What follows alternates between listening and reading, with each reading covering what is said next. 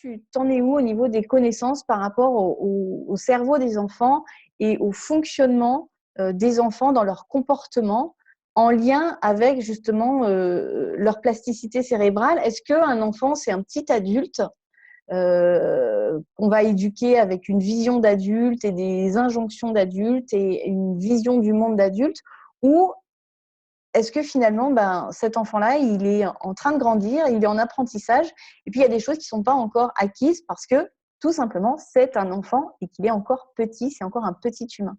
Qu'est-ce que tu sais, toi, à ce niveau-là? Eh ben, tu as presque déjà répondu à la question. En fait, la particularité du cerveau de l'enfant, c'est qu'il est en construction pendant une période très longue.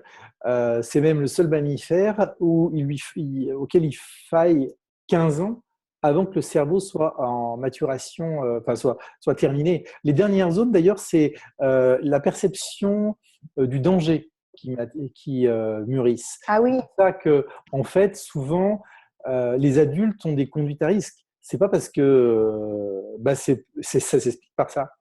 Parce que justement, ils n'ont pas la même perception du danger. Ils vont pas voir autant de danger dans telle ou telle situation que les adultes.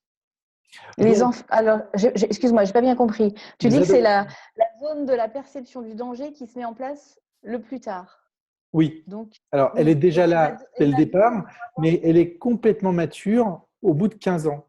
Et donc, ça veut dire qu'on a des adolescents qui vont avoir des conduites à risque, justement parce que c'est pas encore complètement terminé à ce niveau-là. Et donc, l'enfant, quand il vient au monde, le nouveau-né, il a déjà 100 milliards de neurones.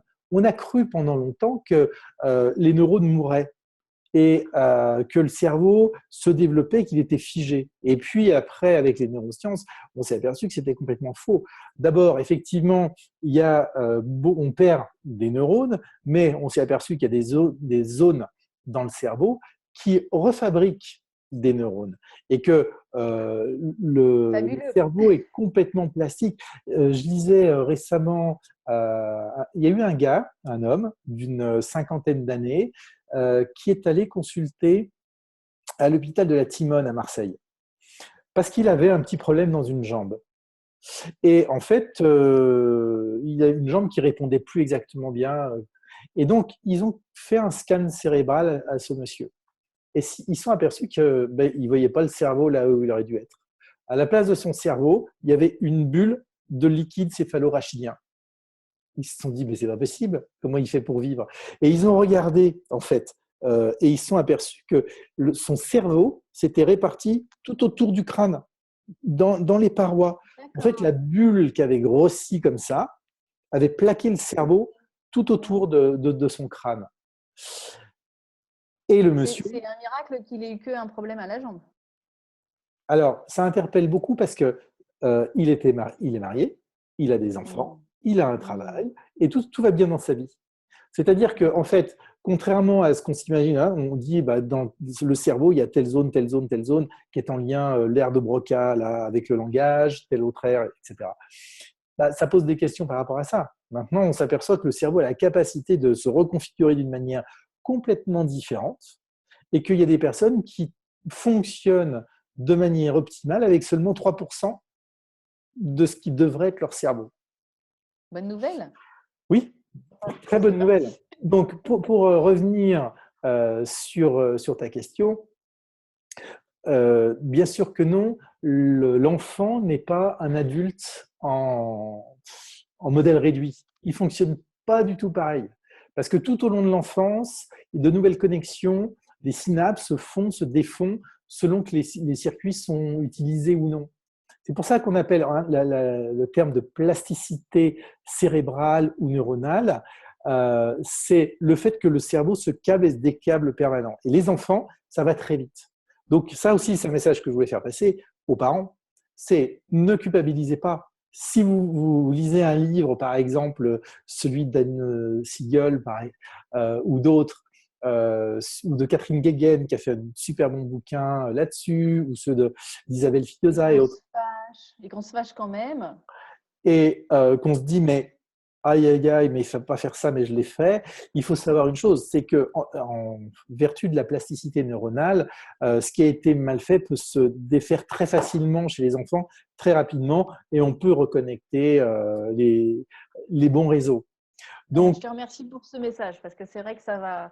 Souvent, on a on a un peu dans l'inconscient collectif, il y a celui de la mauvaise mère qui fait des bêtises et alors à ce moment-là, ça pèse lourd comme culpabilité. Donc, si en fait, il y a effectivement moyen de récupérer les erreurs qui n'en sont pas en fait, qui sont juste des apprentissages, on va dire différés, à ce moment-là, c'est une bonne nouvelle. Et donc, nos enfants ont la capacité de recréer ces connexions neuronales qui seront plus adaptées, plus… ben, un enfant, par exemple, sur lequel on a crié, on lui a dit, mais oui, il y a aussi une notion qu'il faut intégrer, c'est la fréquence dominante du cerveau. En fait, de 0 à 2 ans, le cerveau des enfants vibre à une fréquence relativement basse, qui est proche des ondes delta, les ondes du sommeil. C'est pour ça aussi que les enfants à cet âge-là dorment beaucoup. De 2 à 4-6 ans, ils vont être plutôt en delta, en θ, pardon. Delta en bas, θ juste au-dessus. Et c'est les ondes de l'hypnose. Quand on fait des inductions hypnotiques, on essaye de faire descendre la personne dans cette fréquence-là. Donc en fait, ils sont en mode inconscient. Et c'est jusqu'à 6 ans. Quand on dit tout se passe avant 6 ans, il y a un livre qui a ce titre-là. C'est-à-dire que l'enfant, il prend pour vrai tout ce qu'on lui met dans l'inconscient. Donc, on imagine bien que si on est bienveillant et si on booste et si on lui dit des choses, mais t'es merveilleux, bravo, etc., ça rentre dans l'inconscient. Et ça aide aussi au développement de certaines structures cérébrales au niveau du cerveau reptilien, au niveau aussi du système nerveux autonome. On ne va pas en parler, mais la théorie polyvagale qui a été amenée par Stephen Porges a apporté énormément de choses. On s'aperçoit qu'un bon traitement, c'est-à-dire des bons soins apportés aux enfants, permettent de développer au niveau cérébral et au niveau des structures nerveuses une bonne assise qui fera que par la suite, eh bien, l'enfant aura une bonne capacité à réguler ses émotions, à appréhender son stress. Mais si ce n'est pas le cas, eh bien là, et que c'est répété, on peut avoir le phénomène inverse. Et souvent, on a des personnes qui sont anxieuses à l'âge adulte, qui ne se rappellent bien évidemment pas de ce qui s'est passé dans leur prime enfance, mais le problème vient de là. Eh bien, encore une fois… Inconscient, mais ça reste inconscient. Voilà. En fait, la partie qui stocke la mémoire épisodique, elle est mature entre 3 ans et demi et 5 ans. C'est l'hippocampe. Donc, ça veut dire que ça explique pourquoi on n'a pas ou peu de souvenirs dans sa toute petite enfance, 1-2 ans, quoi, par exemple. On peut avoir des souvenirs reconstruits en fonction de ce qu'on nous a dit, de ce qu'on a vu. Mais la bonne nouvelle, encore une fois, c'est que les techniques de la psy énergétique, et notamment Matrix Imprinting, par exemple, nous permettent d'aller réparer ce qui s'est passé dans cette prime enfance. Et on peut même aller plus loin, c'est-à-dire au niveau in utero, voire encore plus loin au niveau des traumas transgénérationnels. Donc, je ne rentrerai pas dans le détail de comment ça se fait. Alors, ça ne se fait pas tout seul, ça se fait accompagné par des personnes qui sont formées et bien formées, on va dire, mais c'est possible. Et aujourd'hui, on voit que toutes ces nouvelles techniques permettent de réparer les traumas les plus profonds. Et ça aussi, c'est un message d'espoir, énorme.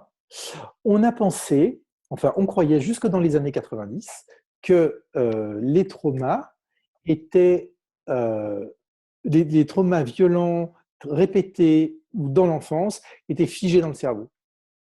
Et donc, on disait aux gens, désolé, mais alors là, on ne peut rien faire pour vous, c'est fini, c'est câblé comme ça a tellement été violent que voilà, tant pis pour vous, prenez des médicaments à vie. Eh bien, on s'est aperçu qu'en fait, on pouvait arriver à un phénomène qu'on appelle la reconsolidation des mémoires, c'est-à-dire à réparer complètement ce genre de traumatisme. Et les techniques de la psy énergétique, ce ne sont pas les seules, mais en fait, je trouve, pour être formé à d'autres modalités, que c'est vraiment les techniques les plus simples à utiliser, pour arriver à ce phénomène-là de réparation intégrale du traumatisme. C'est ce dont tu nous parlais tout à l'heure, quand tu parlais justement du changement de paradigme, dans le sens où là, justement, on utilise des techniques qui vont agir dans l'énergie, voilà, dans cette espèce de concentré d'énergie qui après crée la matière.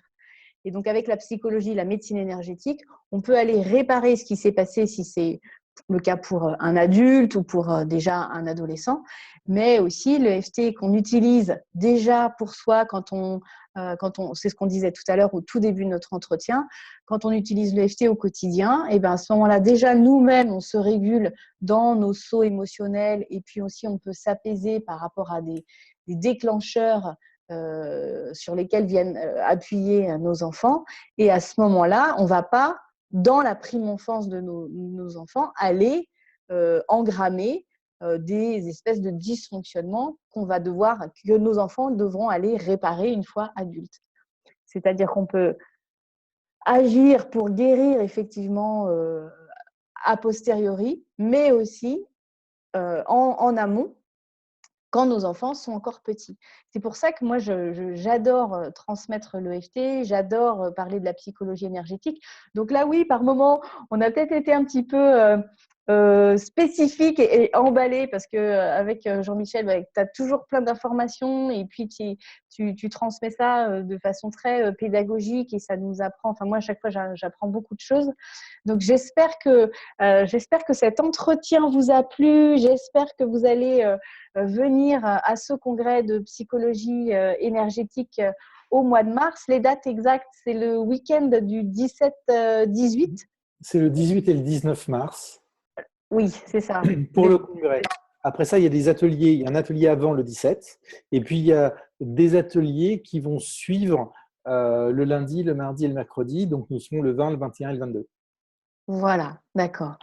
Eh bien, écoute, on vous attend. On vous attend. Je te remercie Avec plaisir. infiniment, Jean-Michel, pour ce temps passé et toutes ces informations que tu nous as partagées autour de l'EFT pour les familles, de l'EFT pour les enfants et pour les professionnels accompagnants de l'enfance. On sera ravis d'échanger avec vous sur place au mois de mars. Et puis, on vous souhaite une bonne fin de journée. Prenez soin de vous. Prenez soin de votre tribu et à très bientôt. Merci Jean-Michel. Et Au puis, il y a revoir. ton lien qui est le lien sur lequel il faut cliquer à toi, juste en dessous. Oui, la formation est juste en dessous et vous serez rebalancé, redirigé directement sur le site du congrès de psychologie énergétique du mois de mars à Lyon. À très bientôt. Merci à vous et à bientôt. Merci à tous et à tous. Merci Caroline.